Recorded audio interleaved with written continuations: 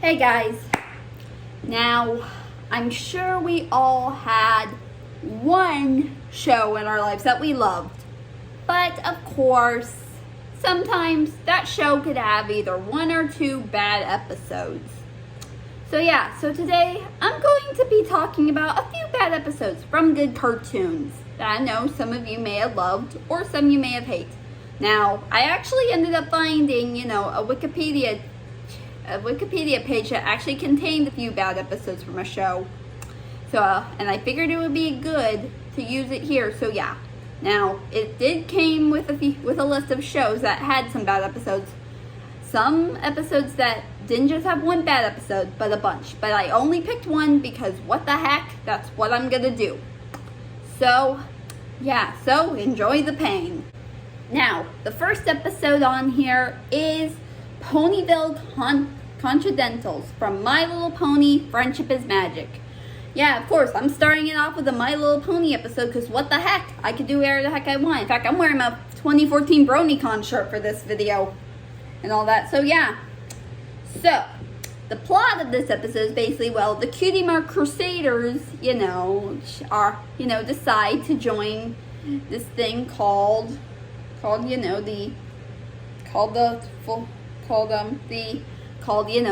the school newspaper thing. And let's just say, I thought this episode was okay in my opinion, but according to this terrible shows and episodes wiki, this episode sucks to some people, I think. But I figured, why the heck we read why this episode sucks. So, 1, it's basically a Cutie Mark Crusaders torture episode. 2, Diamond Tiara is at her worst as she forces the Cutie Mark Crusaders to lie about the citizens of Ponyville and still makes them do it when they don't want to. 3, Diamond Tiara didn't even admit that the Cutie Mark Crusaders put effort into writing their first news reports at the beginning of the episode. 4, unsatisfyingly, a mean-spirited montage of the citizens of Ponyville scolding and being downright horrible and disgustingly cruel towards the Cutie Mark Crusaders for what they have done. Speaking of the citizens of Ponyville, while Diamond Tiara gets her comeuppance for her actions, they don't for how awfully they treated the Cutie Mark Crusaders, nor do they realize the errors of their ways.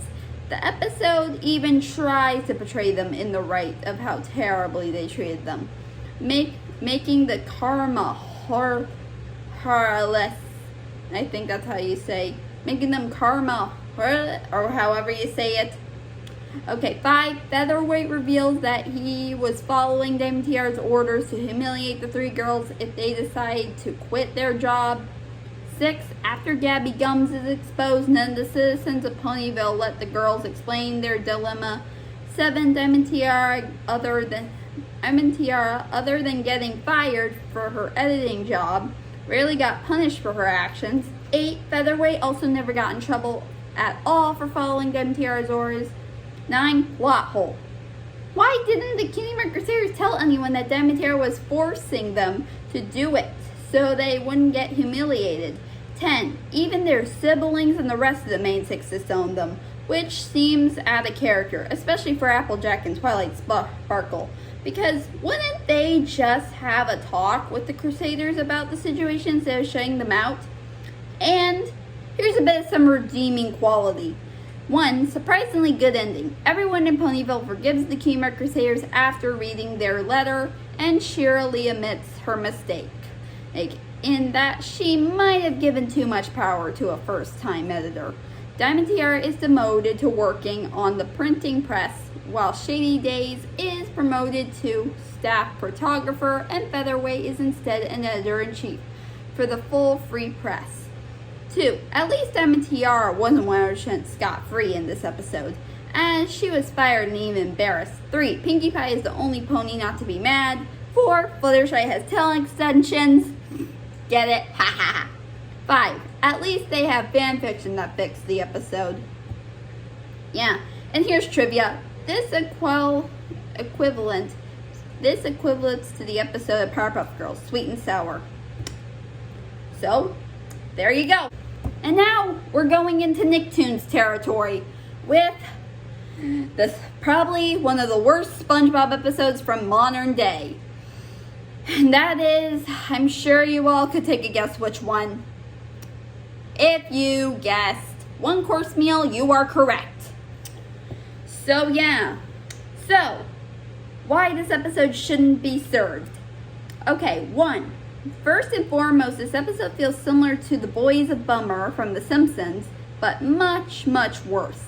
It's literally a Plankton torture episode that literally feels like it's solely focused on tormenting Plankton, so severely to the point where he ends up having depression due to his fear of whales. The content in this episode, along with the Splinter, Ink Lemonade, and even the suicide jokes and Are You Happy Now, are highly unacceptable for a kids show. To make matters worse, there are multiple episodes that are basically just like this episode, even after The Boys of Bummer. 2. Mr. Krabs is at his absolute worst in this episode, as he needlessly torments Plankton to the point where he considers suicide, even if it means keeping the secret formula from him. 3. The writers of this episode feel like they hate Plankton, as Mr. Krabs literally uses Plankton's fear of whales to scare him, leaving him in depression and paranoia, even when SpongeBob points out the consequences of his deeds. Mr. Krabs just laughs and points out how much of a mess Plankton is now. 4. As usual, for every season 7 episodes, the animation looks wasted, looks washed out, and bland and dull. What doesn't help is when you consider that Mr. Krabs and Plankton were actually friends before, as established in Friend or Foe. This episode shows no signs of continuity towards said episode, and it really comes off as really sad and condense such past events. Of course, SpongeBob's continuity can be inconsistent at times, but continuity shouldn't be disconcerting.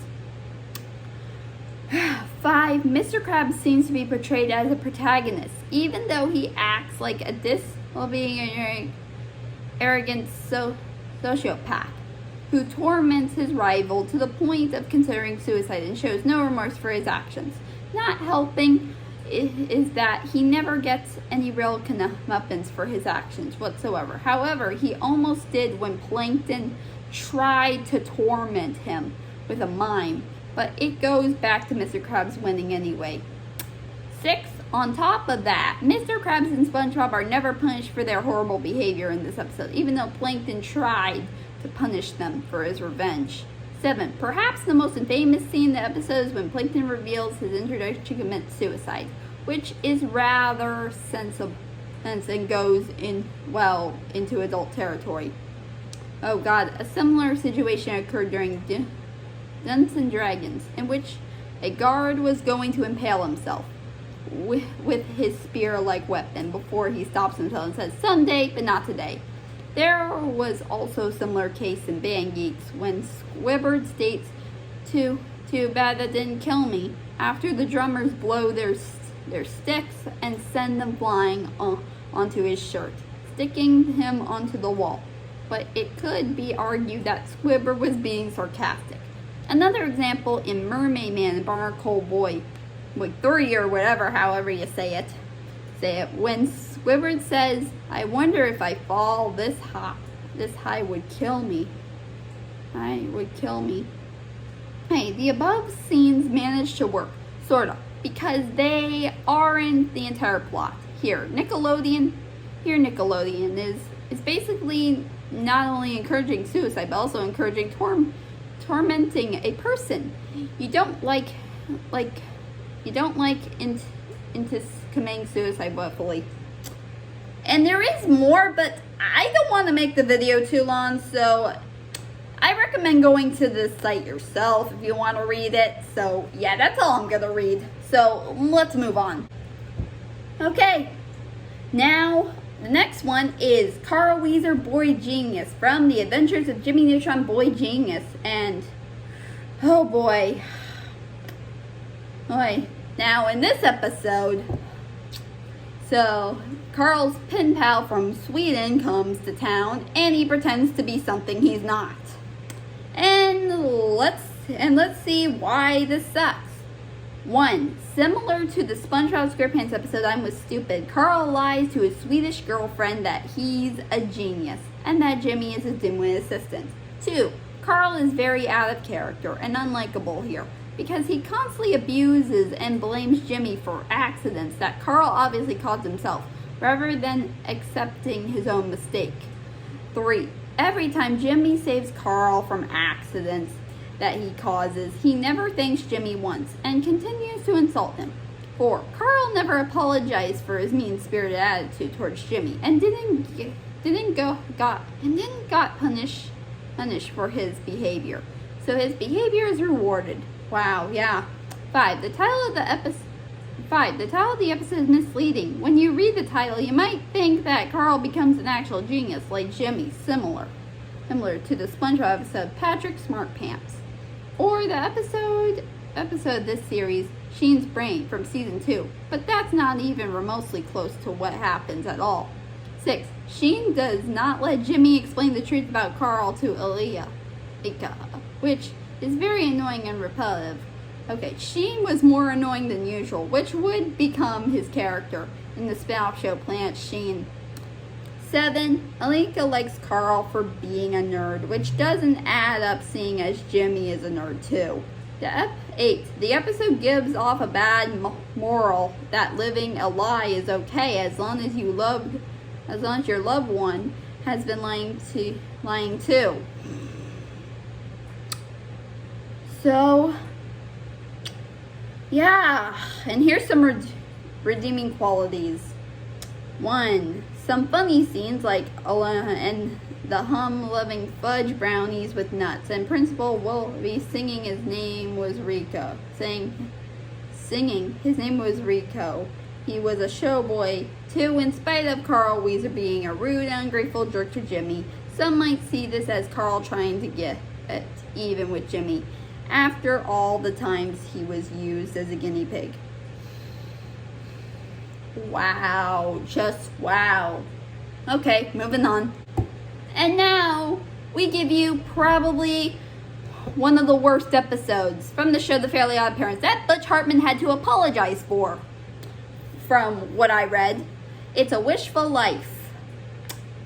So, basically, I'm sure we all know this one. I mean, basically, Timmy wishes he was never born, and of course, and he tries to find someone whose life is as miserable as his without him. But of course, everyone's all cool with their life. And Jordan, I guess, tries to send him to hell or something. But what the hell? Okay, so why this sucks. This episode is very mean-spirited towards Timmy Turner as he learns that everyone would be better off without him. 2. At the beginning, when Timmy tries to do good deeds for his friends and family, they criticize him for stupid reasons, causing him to wish that he was never born. 3. Everyone is super unlikable as it's revealed that they're all be better off if Timmy had never been born. 4. The episode tries to make Timmy look selfish by wanting to do good deeds for appreciation, which isn't selfish in the slightest, and Jorgen tells Timmy that they should only be done because they're the right thing to do. But this does not work when everyone acted ungrateful towards Timmy's good deeds. 5. It's obviously a parody of It's a Wonderful Life, but this episode instead teaches the opposite of the movie's message. Yeah, word of advice. I think you would have watched the movie first, which I'm pretty sure they did, but I guess they just didn't do it right. Right. Oh God, I lost my spot. Wonderful. Okay. 6. The message this episode says is that if you are feeling unappreciated, then it means that your life has no meaning and everybody's lives would be better off without you, which is extremely nutrient and a very dangerous message to teach unappreciated, badly treated kids in real life. 7. The writers made the dimension of kids who improve the world by wishing they were never born literally look like hell. Speaking of which, Why does such a place exist? Oh boy, and there's a few more, but again, I don't want to be too long. And here's some redeeming qualities. 1, in the end, Timmy learns the good deeds aren't done for appreciation. They are done because they're the right thing to do, which is a positive message, despite the poor exception. 2, the scene where Cosmo mistook Jorgen von Strangle for a cactus was pretty hilarious. 3, some alleged that due to the increase says the episode's events don't really represent how life would be if Timmy had never been born, but it serves more of a method to teach a lesson to Timmy and not be taken seriously. Okay, and here's some representation. The episode had gained in value of many Fairly Odd Parents fans and critics alike, and considered it to be the worst episode of a classic era, as well as one of, if not the worst episode of the show. It received 5.2 on IMDb. Oh, and hey, guess what? Remember when I mentioned how Butch Hartman had to apologize? Well, guess what? Here's some proof for ya in the trivia. This episode was so bad that even Butch Hartman, the creator of the show, admitted he hates this episode, causing him to apologize for it. Ha! See? And you guys didn't believe me.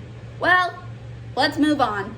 Okay, so we are now out of the Nicktoons territory, and now we are entering Cartoon Network territory.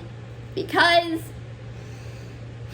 I'm about to show you an episode of a show I'm sure you all loved, even though it may have a few, not so great episodes, but some were hilarious and some were good. I'm sure you're all familiar with Ed, Edd n Eddy. I mean, who didn't like that? I mean, I liked it. I mean, every time I watched that, I laughed my butt off. Like, ha, ha, ha, really. But this episode, my God. Now, there are a few bad episodes, but this one takes the cake. The name of this episode is called Smile for the Ed. Now, apparently, in the episode, Eddie, the leader, ends up, taking a bad photo on picture day, all because of the bully Kevin. Psh, yeah. And they try to fix it so he can get the keys to his brother's room and whatnot. So, why does this episode suck? Or why it's frowned forever? Why it frowns forever? 1, it's just another Eddie torture episode. He just wanted a good school photo so he could get the opportunity out of his brother's room and impress his mom. 2, Kevin is stupid, horrible, and unlikable, like he was in the episode. You're Ed here, from the previous season, probably even more so. 3, plot hole. Why on earth did Eddie make that face when Kevin only said dork? Good point. 4, the scene where Lee Kanker kisses Eddie with the bad photo of him strapped to her face is very inappropriate. Oof. 5, the infamous scene where the cafeteria is infested with Eddie's bad photos and all the kids except Ed and Double D using the bad photos as masks to scare Eddie. 6, everyone laughs at Eddie for his bad photo, and Kevin later makes thousands of photocopies. Likewise, even Naz laughs at Eddie, which is also strange considering the fact that in the episode X marks the Ed, she didn't laugh at Eddie in that episode for his incident, but in this episode she did. And there is more. In fact, here's the redeeming qualities. Decent ending. It's revealed that Ed drew a picture of Eddie with a key, and Eddie decides to use it instead of the actual photo. This is okay when compared to the other endings from bad episodes of the show. 2, the Eds are the only torturable characters here, even Eddie himself. 3, Ed has some funny moments as usual. 4, at least the mean-spiritedness towards Eddie is not graphic slapstick, unlike the previous episodes in this season. Tinker Ed and the Good, the Bad, and the Ed, which are nevertheless no better episodes than this one. So yeah. Okay. So this next one. Now, this is actually from a show I may have talked about before, and one that I absolutely love, and have been recently binge watching on Hulu myself. Thank God for that. And I actually stumbled upon it, after watching the second season. And I must say, everyone's right, this episode does suck.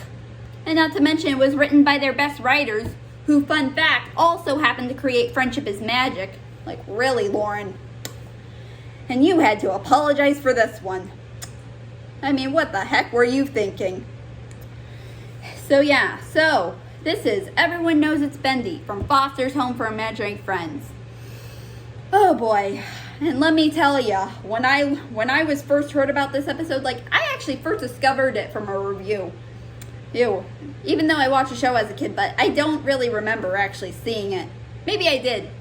Although I don't think I ever had a reaction towards it. But here, oh boy, was I not impressed with this one. And basically, the plot is that these parents, decide to give up their kid's imaginary friend because they think, the son, because apparently he's the one who's causing the behavior, but there's some wreckage in the house, if I remember correctly, but of course, Frankie and Mr. Harriman don't believe them.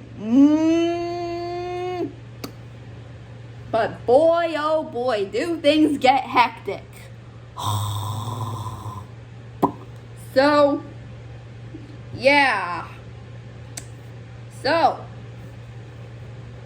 And just like One Course Meal, there's a lot on here of why it sucks, but I'm only going to read a few.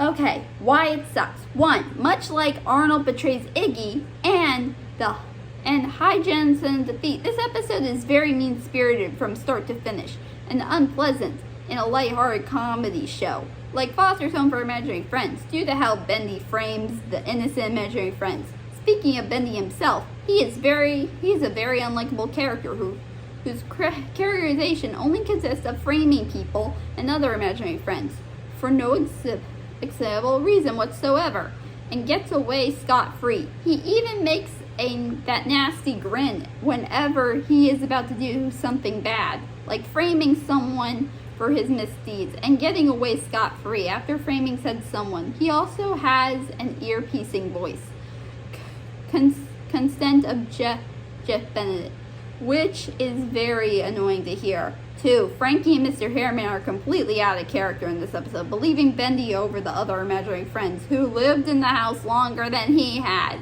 They even believe Bendy over Wilt, who is very nice, caring, and kind imaginary friend who almost never lies at all and hates lying. If they were only like this towards Blue, it would actually make sense, since Blue himself is a huge troublemaker, and they would have plausible doubts to not believe him. 3, horrible pacing. Sometimes the episode goes way too fast, and sometimes it goes on way too slow. 4, many scenes can be very frustrating. One of the most noticeable examples is how Blue willingly lets himself get accused, such as taking the marker Bendy used to write on the walls, picking up the bat after Bendy runs from the scene, only to have Coco accidentally take pictures of Blue holding the bat, then leaving the victim's room to order Frankie and Mr. Harriman to come to the fore. By the way of the intercom, while Bendy was insulting them, only for Bendy to run away while Blue gets framed once again. Oh boy, and one more. 5, the scene where Blue, Wilt, Eduardo, and Coco try to get Bendy framed by attempting to take a picture of Bendy breaking a giant window with a baseball and baseball bat are rather pointless and just an excuse to show how clever Bendy is.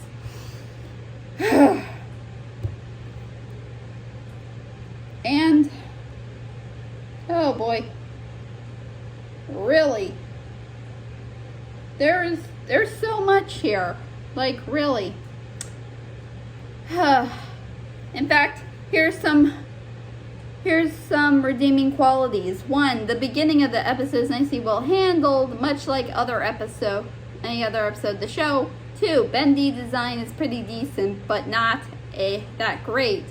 as previously mentioned. 3, there are some funny moments, such as the scene where Blue and Bendy have a laughing contest, as well as the scene where Bendy attempts to draw on the picture on his hand with a pen, only for it to squirt ink all over his face.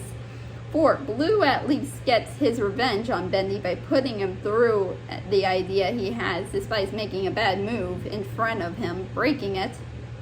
And here's the representation, which I believe is from something probably brings up the thing I mentioned earlier. In fact, when I said Lauren, did you all know? You all knew who I was talking about, right? I was talking about Lauren Faust. Yeah, that's right. She created this episode. She wrote this episode. I don't blame her, though. It was her job. And I'm not mad at her for it, but she did have to apologize. And here, it says so on the reception. It is considered by many fans to be the worst episode of the series. As a massive fan outcry, Lauren Faust personally apologized for writing the episode and said that Bendy would never appear on the show again, though plenty of people still have not forgiven her. But I do. I forgive her. I mean, what the hell? What the hell? I mean, when you're a writer, you make a bad episode every once in a while. Although then again, I'm a fanfic writer, and yet I don't think I've ever gotten criticized for how bad if I've written a bad story. Although then again, there may be someday I may go downhill with Toon World, or I may do something that may not, work out, or something, something that doesn't great, but whatever. I've forgiven her. Okay, some fans have went as far as to quit watching the show altogether after this episode. I haven't, though. So, anyways, let's move on. Okay, we're out of Cartoon Network, and now we're on the very last episode that doesn't even belong to Nickelodeon or Cartoon Network, but to the Fox Network. The Simpsons. Another show I've actually been watching a lot recently, even though it has 31 seasons, my god. And I'm only on on some of the later seasons, and I haven't even gotten to how it looks today yet. But I want to talk about this episode, My Sister, My Sitter. God, when I saw this episode, I thought it was okay, but my god, did I get upset by the time it got to the ending, ugh. Okay, so basically the plot is Lisa starts a babysitting service, and, she tries babysitting, but it goes downhill when Bart, tries ruining it. Ugh. Anyways, here's the bad quality they have. Okay, 1, the main problem with the episode is that Bart is out of character and completely unlikable here. He tries to make Lisa's babysitting job a living nightmare, and he acts like a huge brat. 2, here's another problem with the episode that can only be asked away by one single question. How can a 10-year-old boy like Bart be babysat by an 8-year-old girl like Lisa? What's the logic of or joke behind that? I guess they make a good point. And of course, the idea of Lisa babysitting Bart is actually completely stupid and pointless, because this episode would have been more logical if Bart and Lisa were put in charge of babysitting Maggie instead. After all, she's the littlest one of all the Simpson siblings. Okay, 3, Lisa gets tortured for absolutely no reason at all, and neither does. It feels satisfying and deserving because Lisa didn't really do anything bad in this episode and deserves all the torture that she gets. Oh. All the torture that she gets. That's okay. Oh. Yeah. Okay, 4, some of the moments are too far disturbing, like Bart trying to hurt himself to make Lisa look like a bad babysitter by putting himself unconscious to make Lisa even more miserable. Oh, God. 5, when Lisa calls 911 to say that Bart is unconscious, she is rejected by the operator because of Bart's actions earlier in the episode, which is rather incomplete and unrealistic for the operator to do that, because the operator for 911 should always respond to emergency calls, even if it's a false alarm. Yeah, that is so unlike to happen. I mean, then again, it's a cartoon. Don't question it. But yeah, kids, don't prank call 911. Never.